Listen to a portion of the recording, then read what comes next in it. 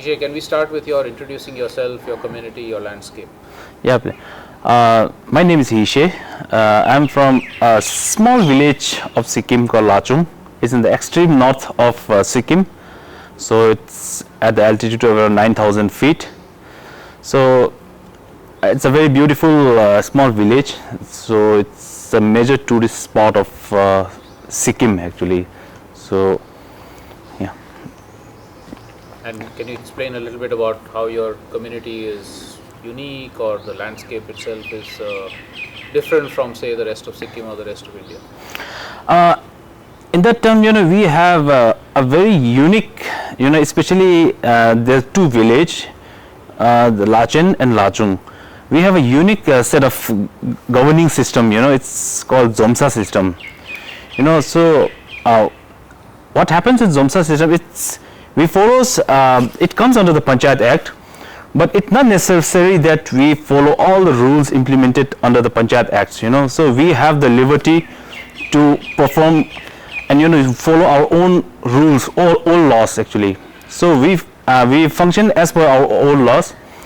So we make rules, we change our rules, so whenever we want in any Gram Sabha. So like in Zomsa system, what happens is we have lots of commercial properties, but we don't have to register our properties. We can run any commercial properties without license.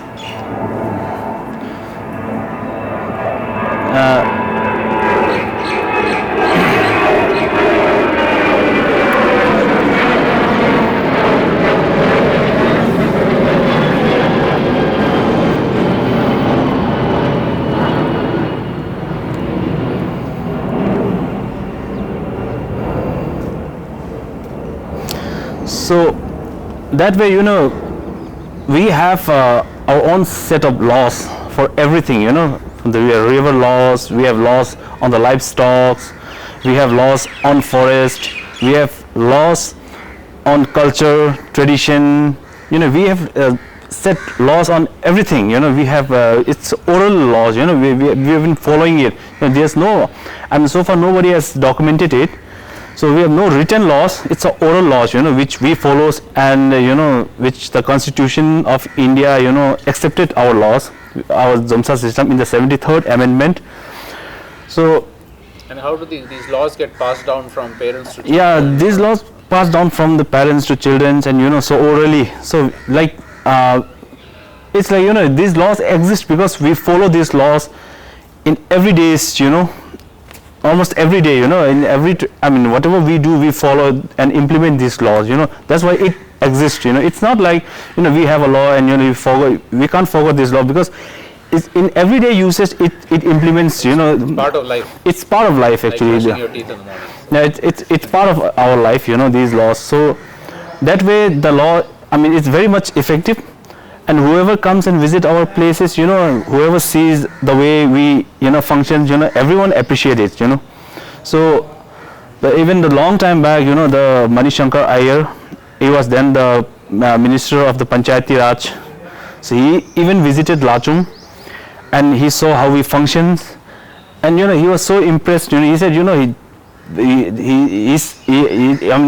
that moment, he said, if he wish, these laws can be implemented in, not in all of the places, but in some of the places, So we also said, it's not complicated also, if you just think at it, it's not complicated. These laws can be implemented in a small, not in a bigger area, but in the small villages, In the small villages, these laws can be easily implemented and it can be easily run, It's not that complicated, And tell us about your the ecological landscape. How is that unique?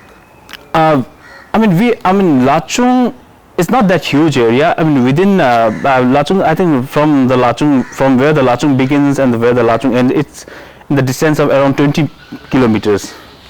So within that 20 kilometers, there's a huge difference in the flora and fauna, because of the variation in the altitude. From where the Lachung begins, it's around 3,000 feet, and where the Lachung ends is around 19,000 feet. So within that 19-20 kilometers, there's a huge variation in altitude, which due to which there you can see lots of flora and fauna, difference. You can see the lower altitude flowers till the highest altitude flowers. So tell us, I think one of the reasons why we got to know about you was a struggle that you had against some proposed projects that the government was wanting to implement in your area. So tell us more about that struggle. In the year it was in the year 2006. Though we knew that the dam hydropower project is coming up in Lachung, but there was no official confirmation, nothing. And in the year 2006, all of a sudden I came to know that lots of paperwork's been done. We were not informed. The local people were not aware of the situations, and the worst part was our village head was the brother of then minister. So in the Sikkim government, so he took advantage of that, and then what happens is when once the village head signs any agreement or anything, it becomes like he is a head of the village, so he represents village. So I think that he must have said that that we the people of Lachung are very much happy and we would like to welcome this project, and he signed it, and maybe the authority or the private company, they thought that okay, now the people of Lachung are happy, and the letter of intent was prepared and it was ready. After the letter of intent was prepared, I came to know about that letter of intent, and then somehow through political connections, I got the copy of that letter of intent, and I just went through it, and it was clearly written that people are letter of intent was prepared taking into consideration the people's the people of Lachung agreed and they are willing to, and all those sort of things are written. I took this letter of intent to Lachung, and then the very next morning, in the same evening, I called some of my friends. We were around like 15 to 20, we were 15 20 boys, So I called my friends and I told them, that these are the things that's happening, which the people of Lachung didn't know. Nobody knows. So how we call our village head a Pipan. So how Pipan did this, nobody knows. So the next morning, early in the morning, we normally what happens is, for any meeting, the village head he has a assistant called Gyapan, Pipan and Gyapan. The Pipan will inform the Gyapan about the meeting. The Gyapan will go and shout and call the meetings. There are certain spots. Lachung is not that huge, so there are 2 Pipans and 2 Gyapans we have. So now what we did, we requested the Gyapan, because since we can't reach Pipan, Pipan was in Gangtok, we requested the Gyapan to call an emergency meeting tomorrow, because these are the facts, these things are coming up. And then he refused. He said, I have to take permission of the Pipan. And those days the problem was there was a problem with the network connectivity. There was no phone line, nothing. So he couldn't contact. Then what we did, it was emergency. It was like emergency situations. So what we did was we went to a school. We requested their sound systems. We took their sound systems with a mic and all. Then we installed it on a utility of one of my friends. He got a utility vehicle. We installed it in a utility, and then around 5 o'clock, we just went, announcing in a mic, there's an emergency meeting today, and you all have to come, because it's about it, and we are in a life and death situation. So you all have to come. You have to listen to us.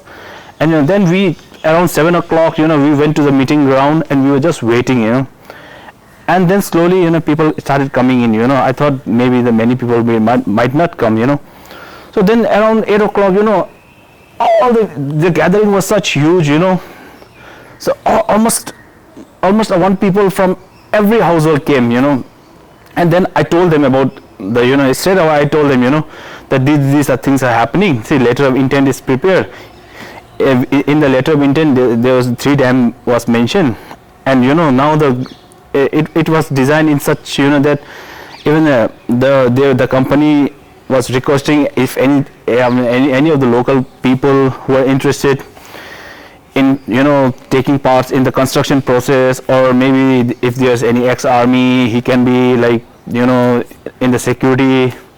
And how the now the point was how the construction process will go on. Is it private public partnership. So many like options were given. So I told him, I told them that without, we don't know anything and all these things are done. So how can that be done? Now I straight away blame our village head, he was not there in the meeting. So I straight away pointed finger at him and told people that, that he is the main person, he is the main mastermind behind all these things. Because not a single person from the local community knew about this except for him. So then what happened was, all the public, when they come to know about all these things, they were very angry. That at least they were very angry, not because the dams were coming up, because without consulting the local people, how can he take such a big decision? Though we knew that we knew the advantages and disadvantages of the dams, but local people have very few ideas about what's going to happen once the dams is constructed. How did you know about the advantages and disadvantages? Yeah, since I've been. What were the main fears? Yes, since I've been traveling, everywhere, during the school times, and so I knew that then the Dikchu Dam, even in Sikkim only, the Dikchu Dam construction was going on. I could see the devastation, created by the dams. There were lots of landslides, roads were sinking, some of the roads completely got wiped out. So lots of things were going on, Then I have lots of my friends, who share, about the disadvantages of the dam. The local, the biggest threat was like lots of outsiders would come in because we don't have a manpower. So like once the dam is commissioned, once the construction will start, there will be like 10 times the labor than our population will comes in. They will bring, then if outsiders comes in, there will be no. We know that we have a border. We have a border, we have a check post, but we don't have a strict, good, check post where the proper scrutiny will be done. There's nothing as such. So people might come with lots of disease, so that way, so what happens is, maybe in a longer run, we thought like in a longer run, some of them might, settle down in our village, So if that happens, slowly we will become a minority. And though we have laws, but we have laws that you are not supposed to, you are not allowed to settle down permanently, but temporarily you can stay. There are still people in Lachung, outsiders in Lachung, who are temporarily settled down, but they are in Lachung for more than 25 to 30 years. So it's like they are permanently settled, but they are not residents of Lachung, but it's more or less it's same. So they got married to our people, so that way, now the culture and tradition, everything is under threat, So slowly, I try to tell our people, when the dam comes, it's not only about the rivers, it's not only about the destruction, it's even our culture, tradition, even our identity will be lost at some point of time, So slowly, we started this agitation, and then what happened was, I know that it's not a good thing for Chungthang, but for us, the dam in Chungthang was like a blessing for us. Because our people could see, all of a sudden the Chungthang Dam started coming up, and within 3-4 years, the dam was almost built. So our people could actually see. Now earlier what happened was, that those private company and even the people, our village head, what he told people was, if they will come, nothing will happen to land. They will only work on the river side. So people say, "Hey, if they are only working on the riverside, let's sell land. Let them, just welcome them, and they are offering money. So I mean, why not we invite them? If there's not much of our land being taken, I told them, how can they enter a river without touching our land? It's not possible. So slowly the Chungthang Dam started coming up, and now people can see the kind of destruction, how much area they cover, while the construction process is going on, the kind of destruction, and the people then started realizing that seriously now these are the threats, So whatever they knew was actually, that was not correct, now they could actually see. So that also kind of helped us, and then we started in the 2006, and then by 2009, in 2009 there was a big agitation, and in 2009 also there was one of the village head, he brings some people from outside, for the survey and all. So people come to know about it. There was an emergency Gram Sabha again.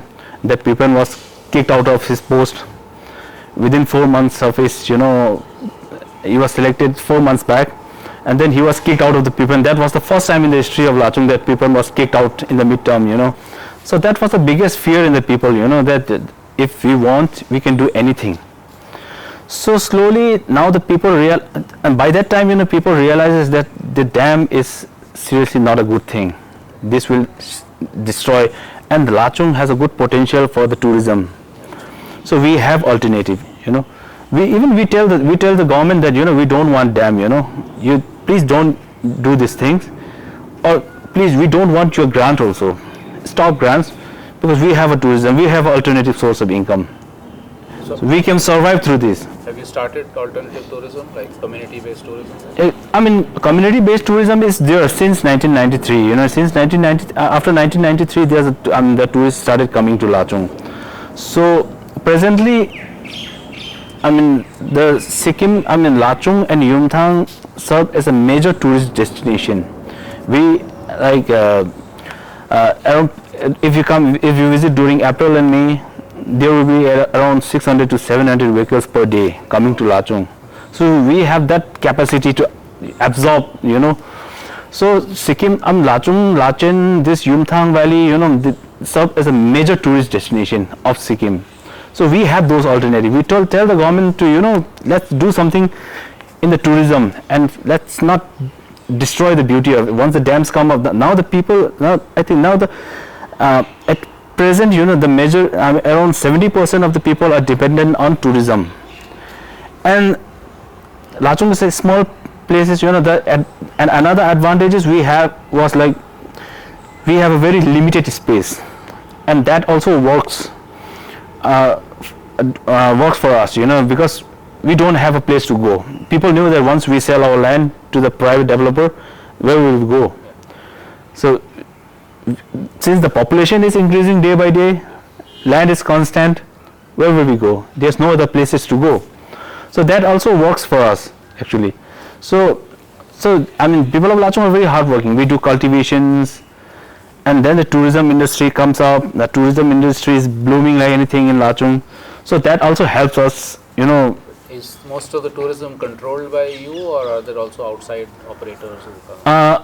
I think now in Lachung there are more than 120 plus hotels. Wow. So I think around 60-70% of the hotels are like taken lease by outsiders. So we are also looking at this, we are thinking about, this is also a serious threat, So we are thinking about, running the hotels by ourselves. Most of the hotels are leased out to the outsiders. So because see, in Lachung, all the commercial properties doesn't have license. So these, the person who are taking on lease, they don't have to pay taxes. So they have the liberty, they can bring in their workers easily, they don't have to pay taxes. So these are the, since they are taking the benefits, so we have our own law collecting taxes and all. So I think in the longer run, this might be a threat to our existing laws. So if this could be a threat, the fact that so many outsiders are coming and doing this tourism there, what do you propose to do about it? Now, what we are planning is, we are still at the initial stage. So what we are planning is, let's stop this practice. Whatever the commercial properties we have, we should run it by ourselves. Let's not the outsiders be allowed, to take lease.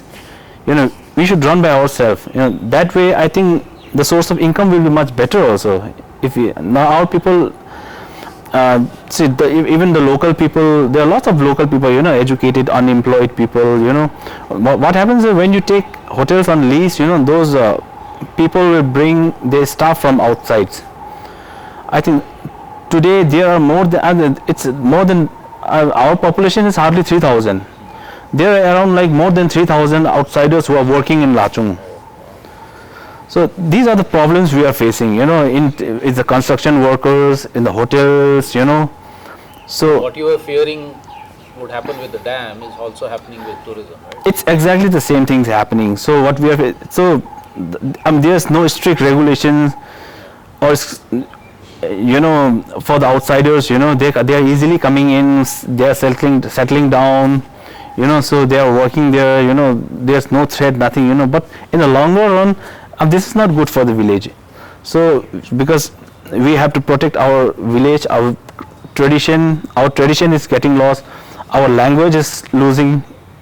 So now people can, if you visit Lachung, you can see like our people are now the younger generation, they don't speak their own language, rather they are very much more fluent in Nepali and Hindi. They can speak Hindi much better than their own language. So these are the problems. So slowly might be our identity is now slowly vanishing. So language plays an important role in one's culture. So if your language is lost, then everything is lost. So this is under discussion in the community about doing something about it? This has been discussed many times. So I hope someday we will come up. Maybe we will come up with the solution, and let's hope. We are only hoping. So yes, because if you see similar experiences around the world, tourism seems like a good idea for some time, but then when it becomes too much or is controlled only by outsiders mainly, then it becomes a curse. yeah. So you have to think about that. Yeah. So right now we are seriously thinking about it. So maybe in the next 2-3 years, so maybe we will come up with the solutions. So for that, we have to take the consideration of all the public. So that might take a little time. Like so far, like not only that, but the tourism industry also brings lots of garbage. Yeah. So that is also a big concern, we are facing in Lachung. And so regarding the garbage, I think the Lachung and Lachung village are the only two villages, which has completely banned carrying of this bottled mineral water. So we serve them our own water, filtered water, or we tell our guests, you can straight drink from the stream, nearby streams. It's as clean as mineral water. We are not sure how clean the mineral water is, but we can assure you that this is 100% pure. So when it comes to hydro project and all, I think if you go and visit Lachung today, we have set a rules for the hydro project. That now the 100% of the people are completely against the project, and people, we have set rules also that forget about implementing hydro project. You are not supposed to talk about hydro project in Lachung. If you, whether in the bar or restaurant, wherever, in any public places, you are not even supposed to discuss about this. If you are found discussing about hydro project, you will be fined. So, these are the steps we have taken, so these are necessary actually to, it's good to control from the base, otherwise it might run out of your hand, So like our people, are, another thing is, we are very much, we are superstitious people, we, like all the hilly areas, the people of Lachung are God-fearing people. We worship God, we worship nature. So we are God-fearing people. Then the people decided that to do this, we must do something, religiously, No, who knows, like today you are against the dam, tomorrow you might, again go for the dam, So people have decided that, whoever are against the dam, please come this side, we'll go to the monastery, and then we take a bow in the monastery, and then then one day, we did the same thing. We take entire public to the monastery. They took oath in the monastery that we will not allow this hydro project to come in Lachung, and there's not a single person who was for the dam. Everyone take pledge in the monastery, and that is still working. So people are very much, like, at least my part is concerned, I'm very much satisfied, and I'm very much sure that for the next maybe 15-20 years the dam is not going to come up, no matter how the government or pressurize us, doesn't matter, because with the public, 100% of the public are against the dam, and that's the big thing. So that's the real meaning of democracy, where you are able to take your own decisions. Yeah, So very inspiring to hear that. Thanks, Hishey, and all the best for the tourism challenge. thank you very much.